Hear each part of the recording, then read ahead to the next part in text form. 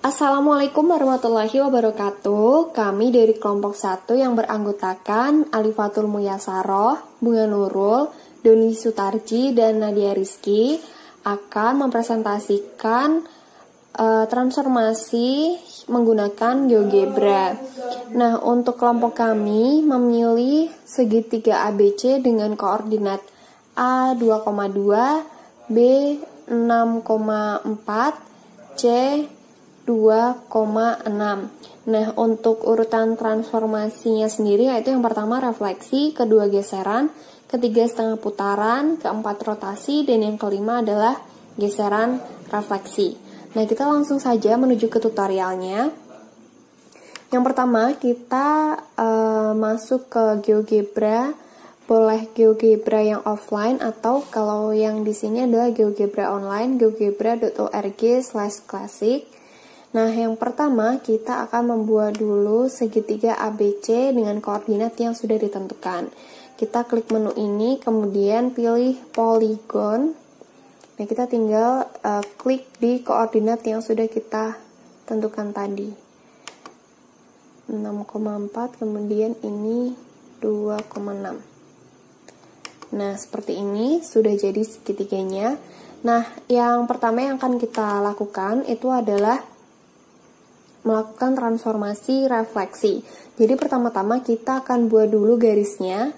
Kita pilih menu garis ini dan kita akan membuat garis. Misalnya titik 6 di titik 6,0. Nah, seperti ini. Kemudian untuk refleksi kita pilih ini reflect about line. Nah, kita klik segitiganya, kemudian klik garisnya. Nah, kita sudah memperoleh segitiga A aksen, B aksen, C aksen yang merupakan refleksi dari segitiga ABC. Kemudian kita lanjut ke transformasi berikutnya yaitu geseran atau translasi. Yang pertama kita akan membuat dulu vektornya. Jadi kita pilih menu ini, pilih menu vektor. Nah, misalnya di sini saya akan membuat vektornya itu di sini. Nah, kemudian kita pilih menu ini dan klik translate by vector. Klik segitiga, kemudian klik vektornya. Nah, di sini kita sudah memperoleh segitiga A double aksen, B double aksen, C double aksen yang merupakan transformasi geseran atau translasi dari segitiga A aksen, B aksen. Selanjutnya, kita akan melakukan transformasi pada segitiga A double aksen, B double aksen, C double aksen dengan menggunakan transformasi setengah putaran. Nah, untuk melakukan transformasi setengah putaran, kita bisa menggunakan refleksi objek pada titik. Sehingga untuk melakukan refleksi objek pada titik, kita akan membuat sebuah titik yang baru terlebih dahulu. Dan kita akan membuat titiknya di titik 6,3. Dan kita beri nama titiknya adalah titik N. Nah, selanjutnya kita akan melakukan refleksi objek pada titik. Objeknya adalah segitiga ini, dan titiknya adalah titik M. Dan didapat hasilnya adalah segitiga A triple aksen, B triple aksen, dan C triple aksen.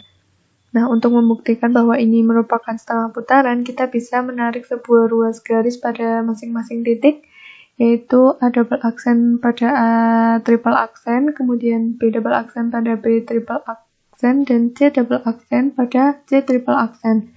Nah, terlihat bahwa ruas garis yang telah kita buat itu pasti melalui titik N, di mana titik N ini merupakan titik tengah dari ruas garis masing-masing titik yang tadi kita tarik. Jadi terbukti bahwa segitiga A triple aksen, B triple aksen, dan C triple aksen ini merupakan hasil dari transformasi setengah putaran. Selanjutnya, kita akan melakukan transformasi rotasi terhadap segitiga A triple aksen, B triple aksen, C triple aksen. Nah, untuk melakukan rotasi, kita harus menentukan titiknya terlebih dahulu, yaitu kita buat sebuah titik baru di sini, misal di titik 6,7, dan kita ganti titiknya ini menjadi titik M, di mana nantinya titik M ini menjadi acuan ketika melakukan transformasi rotasi dari segitiga A triple aksen, B triple aksen, dan C triple aksen ini. Kemudian kita bisa memilih rotasi objek mengitari titik dengan sudut. Kemudian kita klik segitiganya, kemudian titik M sebagai acuannya, dan misal kita memilih besar sudutnya adalah 90 derajat dan berlawanan arah jarum jam atau ke arah yang positif. Kemudian kita klik OK, dan di sini sudah terdapat hasil transformasi rotasi dari segitiga awal, di mana hasil segitiga baru ini merupakan hasil rotasi dengan arah 90 derajat dan berpusat di titik M, yaitu titik 6,7. Kemudian, untuk transformasi yang terakhir, kita akan melakukan transformasi refleksi geser. Nah, refleksi geser itu sendiri bisa didefinisikan apabila ada garis G dan sebuah ruas garis berarah AB yang sejajar dengan garis G tadi, sehingga R sama dengan GAB NG. Nah, dari definisi tersebut, bisa kita simpulkan bahwa refleksi geser ini dapat kita lakukan dengan langkah pertamanya itu adalah dengan merefleksikan garis segitiga yang kita punyai ini. Maka kita akan membuat sebuah garis terlebih dahulu, di mana di sini saya akan membuat sebuah garis yang sejajar dengan sumbu Y. Maka kita membuat dua buah titik terlebih dahulu, yaitu titik K dan titik L. Kemudian kita hubungkan. Kemudian kita hubungkan dua titik tersebut. Nah, seperti ini, dan kita namakan garis ini adalah sebagai garis G. Nah, selanjutnya kita dapat melakukan refleksi segitiga yang kita punyai ini terhadap garis G.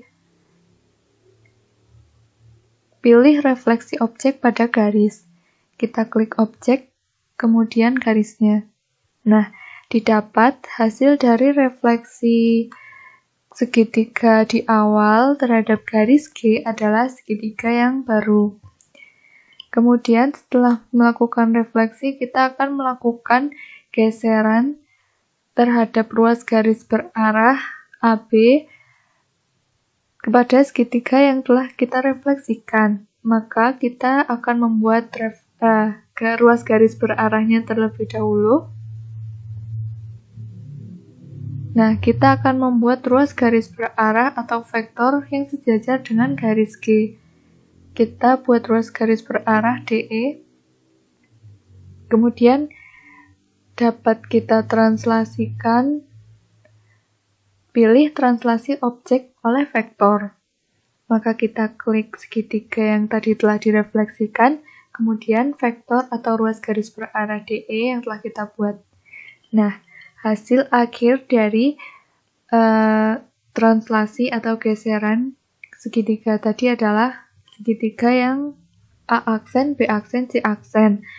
Nah, jadi segitiga A aksen, B aksen, C aksen ini merupakan hasil akhir dari transformasi refleksi geser. Nah, jadi kesimpulan untuk semuanya, bahwa segitiga A aksen, B aksen, dan C aksen ini merupakan hasil komposisi dari 5 transformasi terhadap segitiga ABC tadi di awal. Untuk lebih jelasnya, biar saya perlihatkan segitiga yang dimaksud.